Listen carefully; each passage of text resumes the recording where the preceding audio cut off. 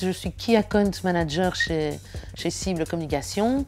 et je m'occupe essentiellement de la direction du département digital de l'agence, du pôle digital, donc avec une équipe de créatifs et de designers et développeurs techniques. Au niveau de la formation en créativité, ce que je vais retenir qui m'a plutôt marqué, c'est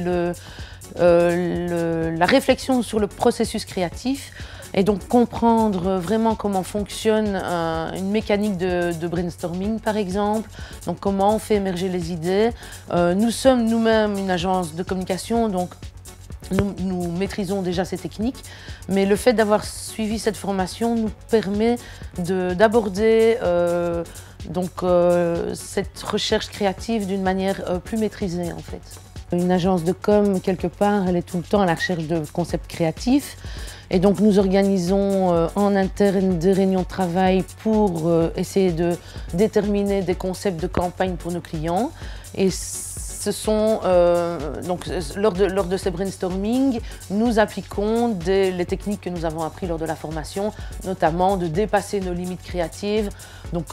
cette fameuse notion de purge qui nous avait été enseignée, eh bien, nous appliquons cela dans nos brainstorming en faisant l'effort de nous dépasser et d'utiliser les techniques pratiques qui nous ont été apprises lors de cette formation. Le fait de pouvoir passer du temps à étudier sa personnalité propre et donc d'effectuer un test assez poussé est super enrichissant d'un point de vue personnel d'abord parce qu'on se connaît mieux, on apprend à mieux se connaître, on comprend pourquoi, en fonction de nos personnalités primaires, on réagit de telle manière. Et au sein d'une entreprise, c'est hyper important de connaître aussi les personnalités de ses collaborateurs et de ses collègues, de manière à, d'une part, combiner les personnalités pour offrir une équipe plus riche et également de comprendre les réactions des gens avec qui on travaille en fonction vraiment de leur personnalité fondamentale.